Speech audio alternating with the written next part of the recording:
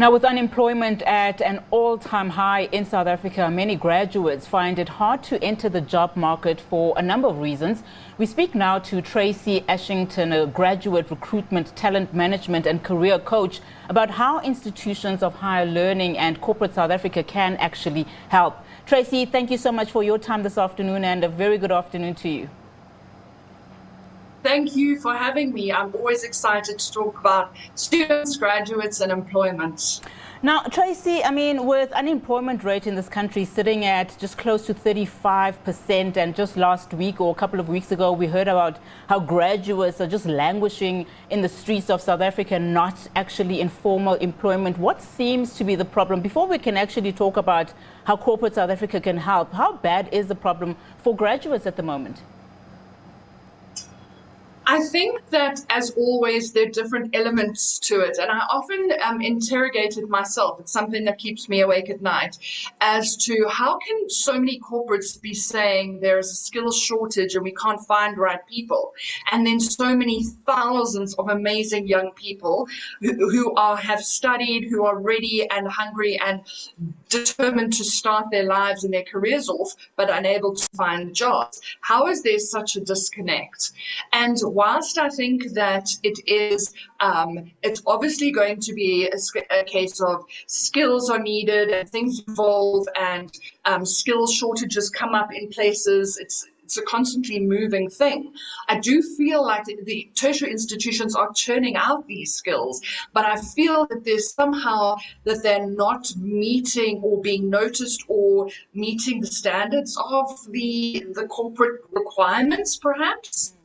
Now, Tracy, I know that you've worked with students for a number of years, and you know these problems intricately. We know also that corporates do support students to a certain extent. But let's talk now about where the problems could be and how we can bridge those gaps. For instance, we know that some corporates do offer bursaries, internships, mentoring, and also some form of workplace readiness. But is there a way in which this could be probably more consistent and also sustainable? Absolutely. I think that you've called it. So the ways in which you've mentioned are key. They're critical. So if you're thinking of students who are coming out with a degree, they have got what the institution thinks that they should have in order to be able to do the job, right? So you're trusting that. But you as business know the nuances and the additional stuff that you'd like students to have.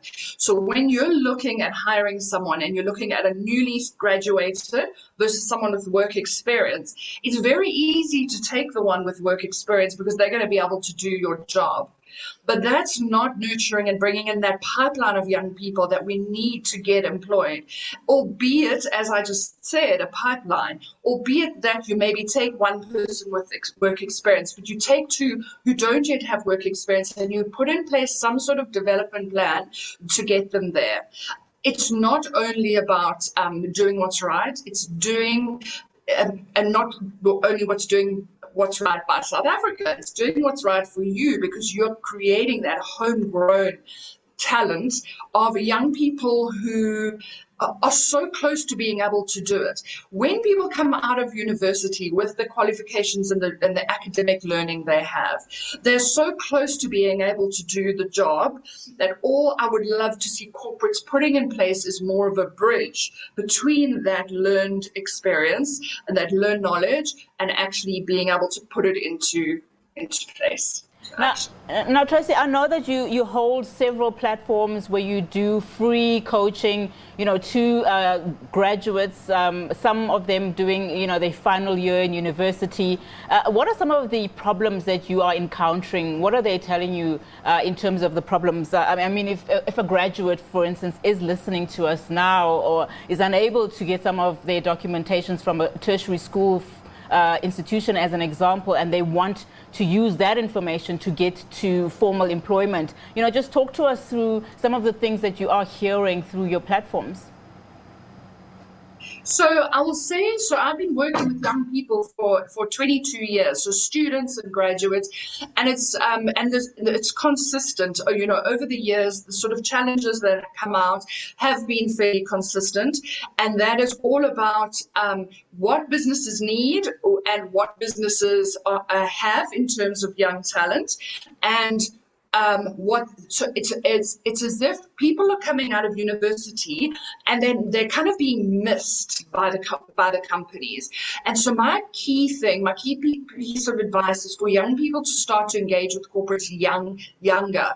So you don't have to wait until your final year and then suddenly start scratching around.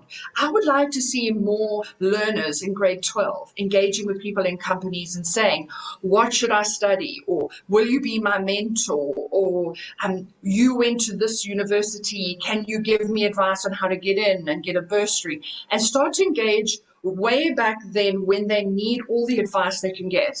Some of these kids, don't even really know, our youth don't necessarily even know what universities they could go to, let alone have the guidance of a mentor.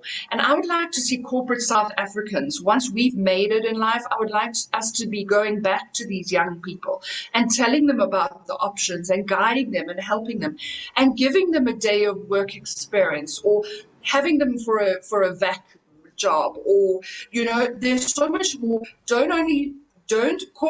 Us corporate South Africans don't only show up when we want to hire people, that's too late. And young South Africans don't only reach out to corporates when you need a job. Start speaking to people before. It may be somebody who knows somebody who knows somebody in your family who says that they've got an hour that they'll spend with you. You can Zoom call while they're on a meeting and you can watch. Small things like that. That is what we need to do to bridge that gap between the employable and the employed. Now, just as a final question to you as we wrap our conversation, we spoke about, just the various stakeholders that could actually change the situation around in as far as graduates not being employed is concerned. If one had to engage corporate, obviously taking into cognizance that also government has to play, their part, tertiary institutions have to play their part, what was the first step that corporates would probably need to do here in order to change this situation around?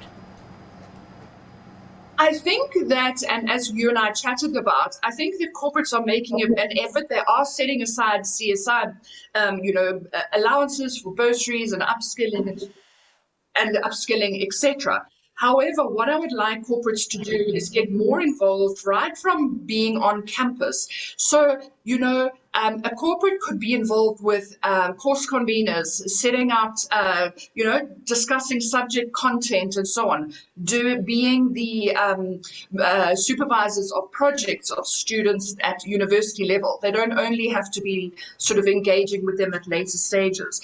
I also think that corporates would do so well to have more opportunities for VAC students. It doesn't need to be a big formalized winter school, but I do believe having some learners in the company once or twice a year for a day of observing what the business does and what people are doing when they're at their desks. I think that could change lives. If we had the chance to sit watching somebody at work when we were young, and it would just show us so much further beyond what anything we could ever learn when we were studying. So if there's one thing I would love to see corporates do, it is invest time in young people, learners and students earlier, and rather than just as a means of recruiting them. Tracy, thank you so much for your time. Always a pleasure. And of course, we'll take this conversation going forward, probably at later interviews, particularly, tips, especially now during COVID-19, in terms of what are the different approaches that students can take. But Tracy, thank you so much for your time this afternoon. Absolutely.